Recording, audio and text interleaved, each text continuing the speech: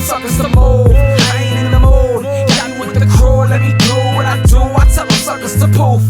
Got me in the booth, lobby in the truth. Let me do what I do. Yeah, remember when the U come through, enter the music jungle. Or back with the block, I used to rock, I used to rumble. I still rock. Yeah, welcome to the OnlyFights podcast. I'm one half of the team. My name's Manny. My name's Alberto. What's up, man? Had some good fights last night. Yep, UFC264. 264.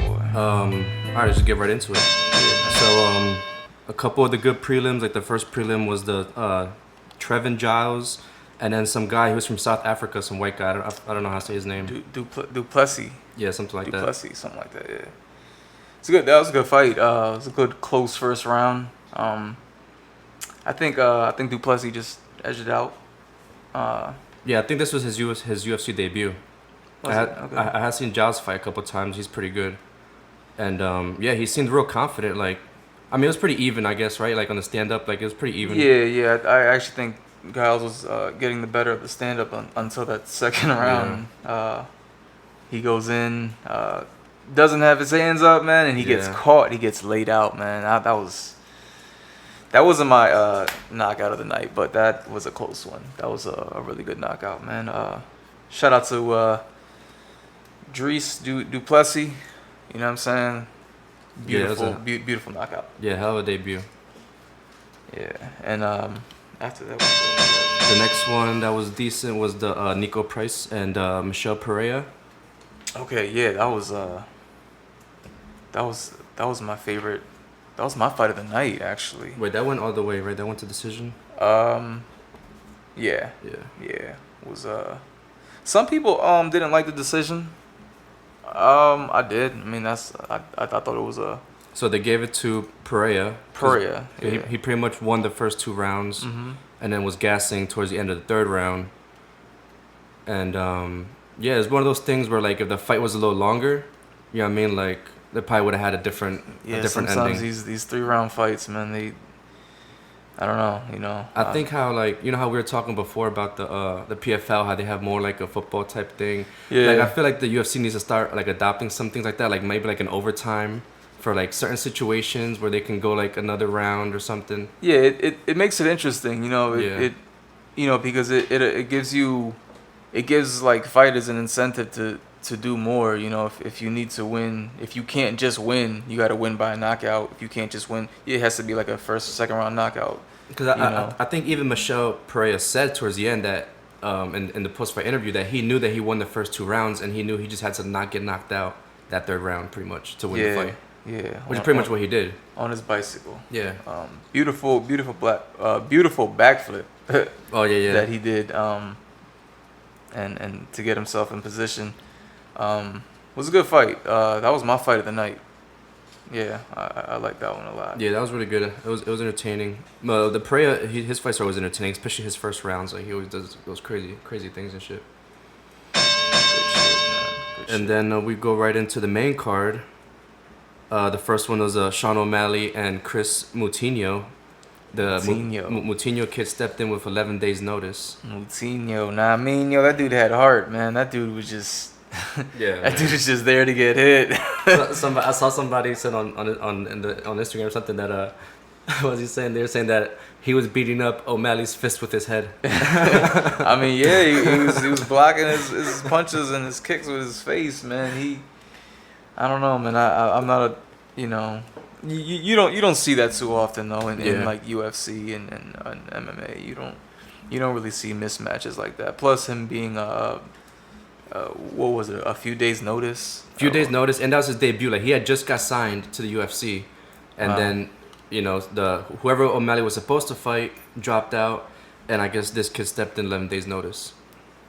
Yeah, that's and against somebody like Sean O'Malley. That's one of the best up and comers right now. Yeah, that's crazy. I kind of hate on him, but he's good. No, I like dude, man. I do. I you know, he's always fun to watch. Yeah, definitely entertaining. I thought that fight should have been stopped though, like before. You know, people are upset with the stoppage. Yeah, so it ended up getting stopped like 30 seconds before. No, like 20 seconds before it was over. Something like that. In the third round. And that's cool, man. That's cool. I'm not mad at that. Man, you remember I was calling for the stoppage after the first round. Yeah. After the first round, I was like, all right, he didn't show me anything that suffices that he could be in the octagon with this guy. And the kid got hit a lot. He only really got like hurt. It looked like maybe twice. And other than that, he was moving forward the whole time. Like, it was crazy. Yeah, but that's not good for going forward in his career. I don't think. Hell no.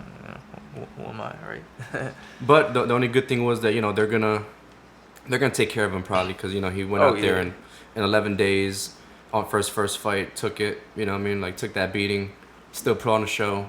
Like, people are saying that was fight of the night. Which I don't know if that was a fight of the night. That might have been like the ass whooping of the night. I think fight of the night has to be competitive, and that was anything but that. I agree so,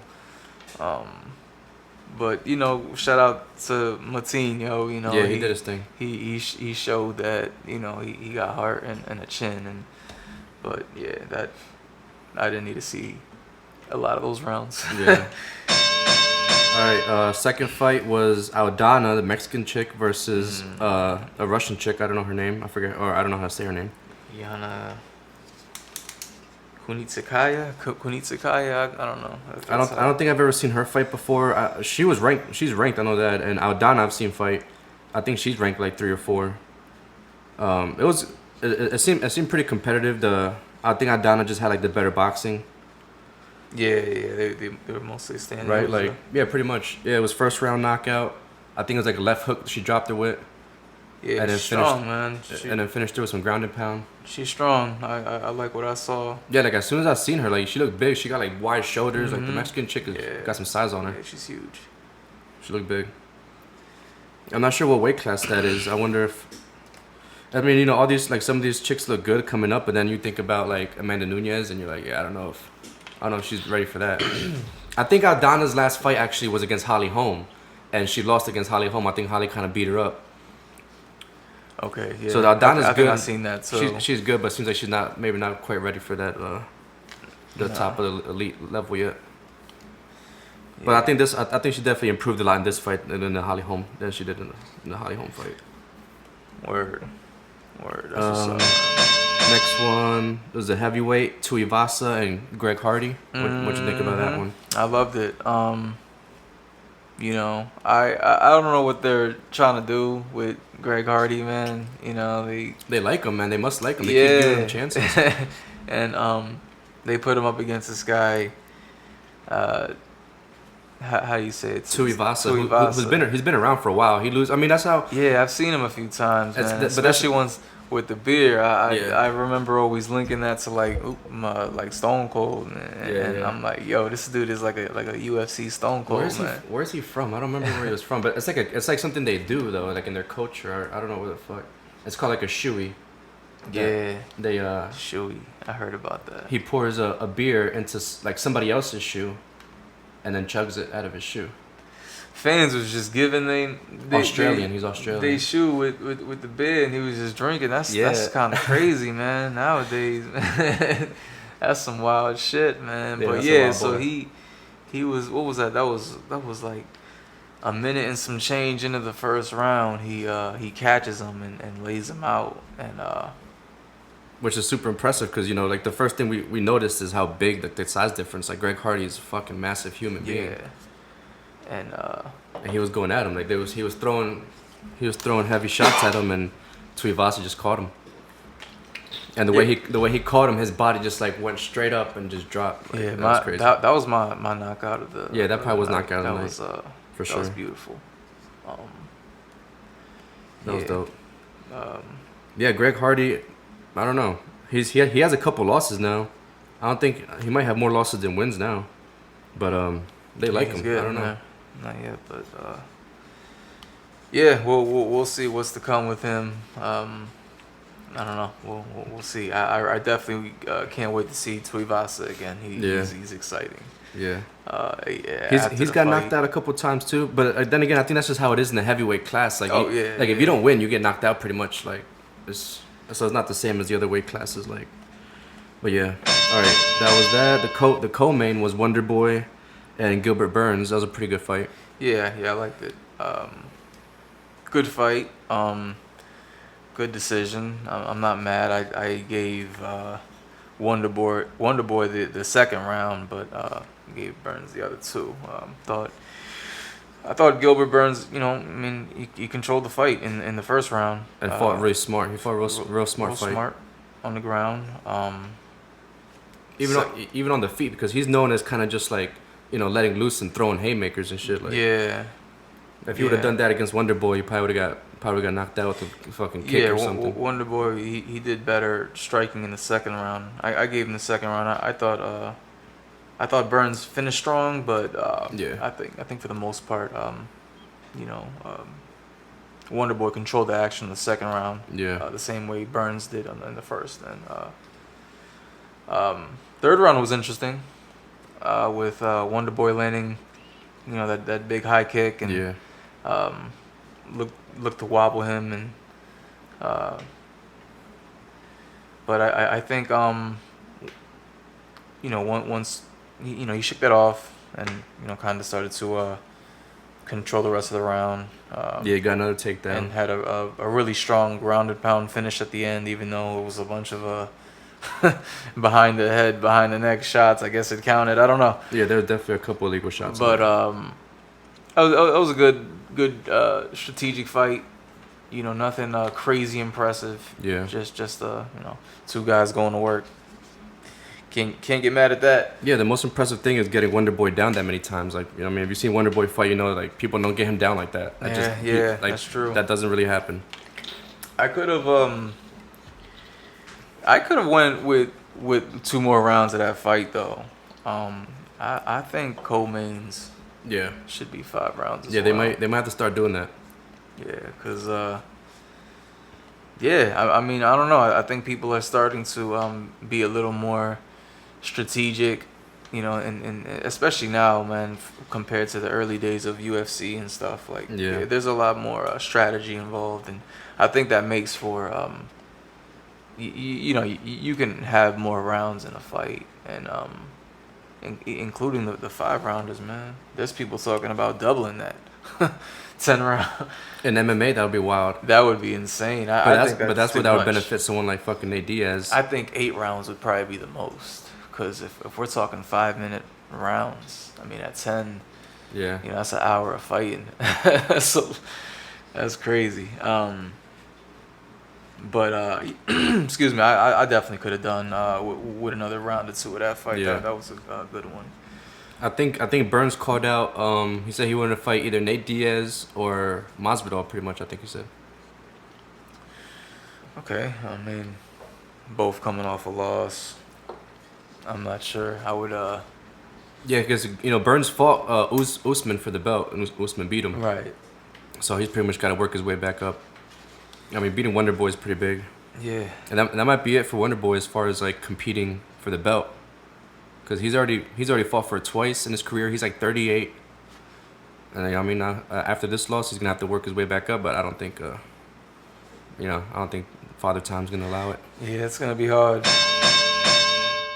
The main event. Interesting main event. The trilogy. The Connor's fights never, like, is always something fucking has to happen. Like, it's weird. The long-awaited trilogy. What did you think was gonna happen? Like, in a few months. Like the Conor fan in me wanted Conor to win, but also part of me kind of had a feeling that Dustin was just gonna beat the shit out of him. I don't know why. Yeah, I didn't, especially when I saw the press conference. Yeah. And all that, like, everything just seemed so forced with Conor. It wasn't the same energy, like. Yeah, he usually looks like sometimes he's like at least enjoying himself. He looked like he was like really angry, like.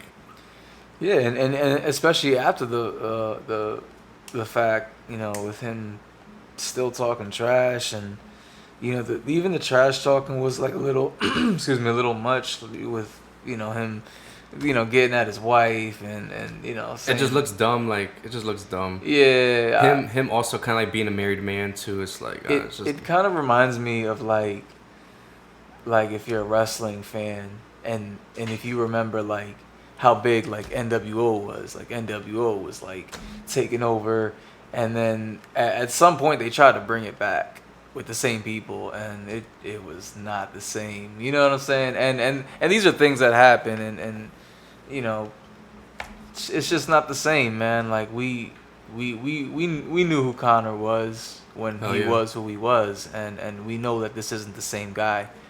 And that was my take once I saw like the press conferences and stuff. Yeah, it definitely seemed a little forced, like you said. Like it didn't seem like he was having fun, or there's always kind of like a funny, like, you know, he's like kind of being funny out there, like he's enjoying himself at least. But I wonder if he was like had to force it to get himself there. Like, you know what I mean, like, yeah, a lot of people were saying that. I was thinking that too. I also think, man, you know, the same way we talked about Conor's like run, his success run. Yeah. I think Dustin's going through his. Oh yeah. I mean, you know, besides Khabib, you know, he's pretty much dominating his division, and I mean, I think he's having his McGregor moment. Yeah, for sure. If you will, you know what I'm saying? And like, they're talking about. Well, we didn't even get into the fight yet, but you know, I thought Poirier won that first round. Oh, pretty for sure, hands down. Yeah. So pretty much he beat the shit out of him the first round. So it looked like Conor came out hot as always. That, you know, he landed some shots, and then it seemed for a second that like Dustin just started tagging him like over and over again. Yeah. And then Conor kind of grabbed him. You know what I mean? Like, and usually, you know, when a fighter that's not a striker, when a striker grabs somebody like that, it's because they're hurt. You know what I mean? Like, and then Poirier took him down. Oh no, or he went for the takedown. Conor tried it for the guillotine. Almost had it. It looked like he had it, but like him going for a guillotine against somebody like Dustin, who's like a jiu-jitsu guy, like I don't think he would get that on him. Yeah. It seemed like Dustin just kind of took advantage of that and went down with him to then end up on top of him, and he beat the shit out of him. It kind of reminded me of the third round with Khabib and Conor, when Khabib was just fucking ground and pounding him. He has him on the ground. He's beating him up. Conor gets up. I think he like throws a punch or something and misses. He's like leaning forward and goes a step back and like completely rolls his ankle and steps on his ankle, and that shit just like snaps. It looked like his ankle just snapped. The way he just stepped on it, and then he dropped. And I remember I said it right away. Like as soon as I didn't see his ankle break or his leg break, but as soon as he fell, I was like, did he break his leg? Because the way he fell was like that. Like he didn't get hit. He was just kind of standing and then just like dropped down on his butt. Right. And that's when the ground and pound came. Yeah, man. Dustin said he and then the fight ended right there. It was like a couple seconds left. Dustin jumped on him for like a couple seconds, and that was the end of the first round. Dustin said he broke it checking one of his kicks. Yeah, that's what he said. And because Conor came out with heavy leg kicks in the beginning. McGregor just stayed there talking shit. that was funny, man. That was a funny, you know, with Joe Rogan having to go down there. Yeah. And he's just still talking shit, and I'm like, oh man, now it's just kind of looking sad. Yeah, it did look sad, right? He was just down there. He couldn't even stand up. Yeah, it's sad, man. It was like a freak accident, but so it was considered a doctor's stoppage because they stopped it in between the round. Like the ref didn't stop the fight. Like the round ended, and then he just couldn't continue. But yeah, man, it was like for sure Dustin was whooping him, and it looked like he was gonna keep whooping him. I read that Dana White wants to give Conor a rematch, a fourth fight, and a title shot, which is a little bizarre. I don't know, man. I think Conor's falling in line with those guys like Tyrone Woodley and them. That's just... Oh, yeah. And I think that it's just... I think I said it last night, but I think it's a little bit of like the Ronda Rousey thing where, you know, like Ronda just was like so much better than everybody for like 2-3 years. Yeah. And then like out of nowhere, like the talent just caught up. Like all those girls just got better, you know what I mean? Right. And then next thing you know, all those girls are better than her. Now it just seems like... Dustin... It seems like the talent level just caught up to Conor. And like it just seems like Dustin's is an overall better fighter. Like, that's wild to say, but... Yeah, I mean, you could say he has his number now. Fuck yeah. I don't even know if I'd want to see a fourth fight. Yeah, that'd be hard. That'd be hard to do. I think Dustin is gonna get the title shot. So I mean, I'm sure if it was up to Dana White, he'll have Conor fight for the title over and over again, or you know, he'll give him all the rematches he wants. Yeah. But I think Dustin for sure deserves a title shot against Charles Oliveira. If Dustin loses against Charles Oliveira, then I can see him after that fighting Conor again, maybe. But if he wins, and they try to make like the fourth fight for the belt, like if Dustin has the belt, that'd be fucked up. Like, yeah, that'd be stupid. Conor doesn't deserve that. You know who would be an interesting fight if Conor wants to come back? Is fight someone like maybe Tony Ferguson, or like, you know what I mean? There's still a lot of people in that division he could fight. Yeah.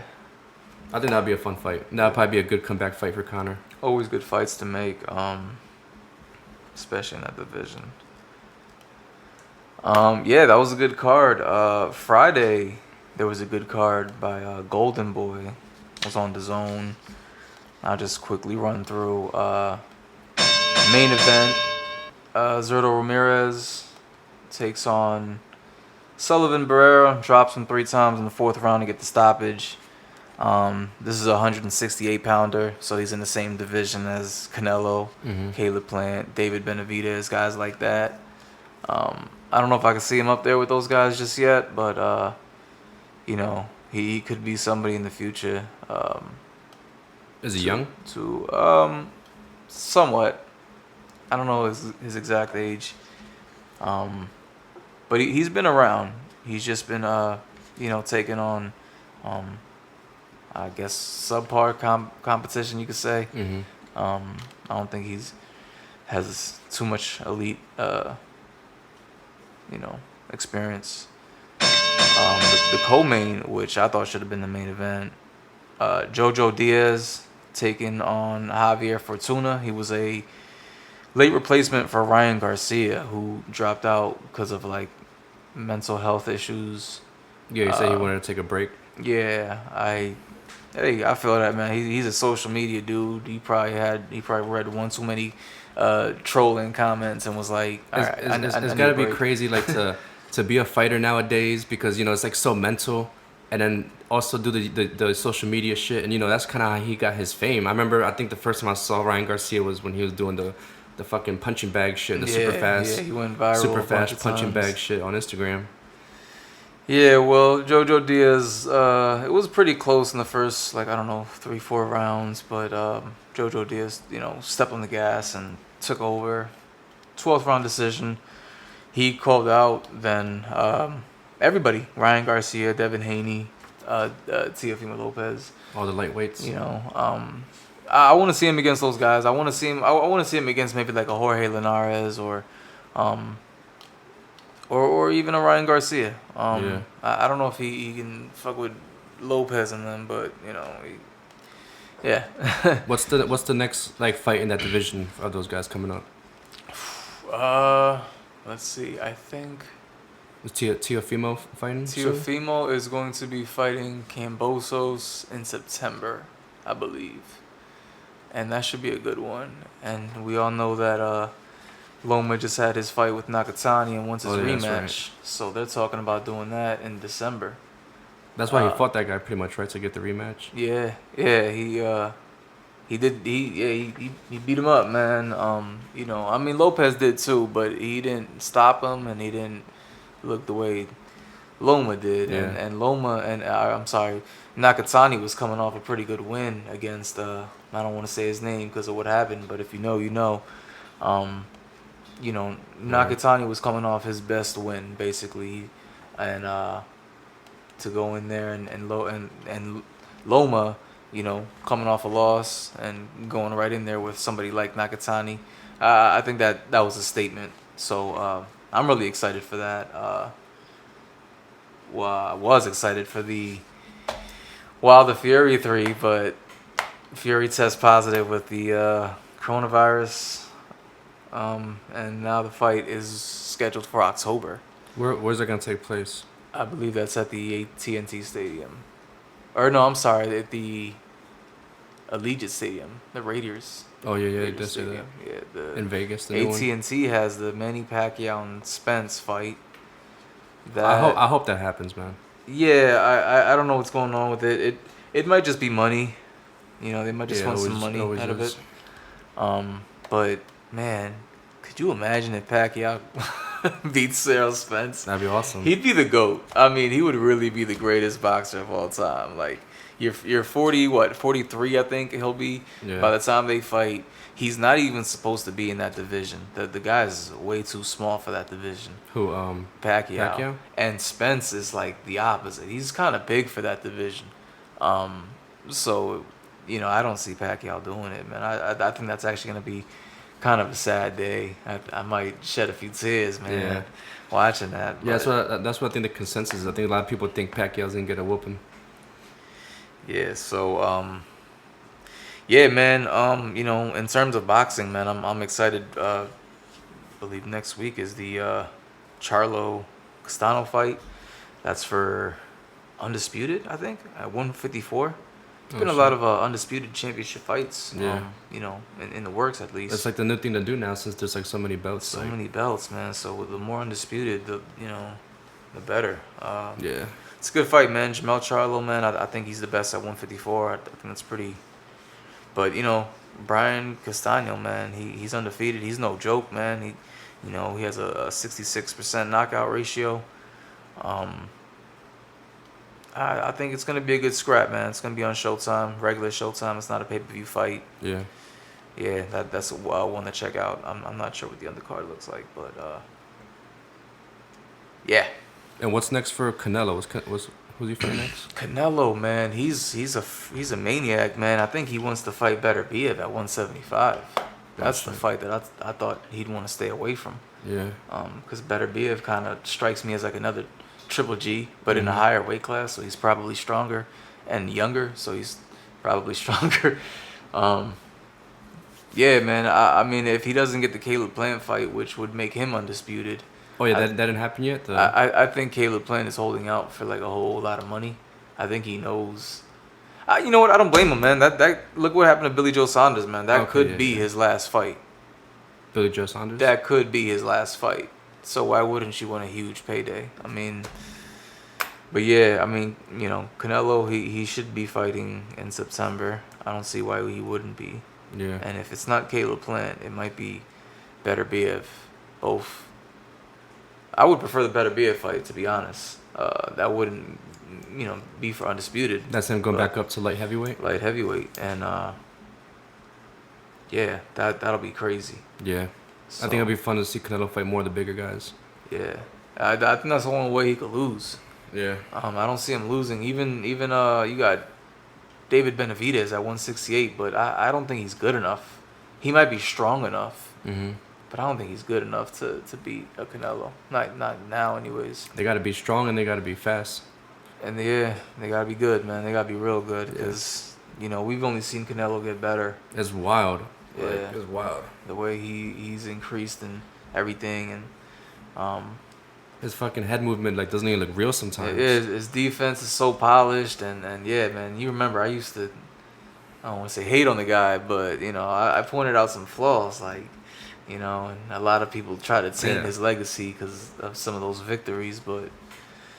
Hey man, he's addressed it. What he's doing now, I think, is trumping everything. So you know, I salute Canelo, and I definitely can't wait to see him back in the ring. Yeah, for sure. Is that it? Yeah, man. So episode 1 in the books. Word. Thank you for tuning in to the OnlyFights podcast. Once again, I'm Manny. This is Alberto.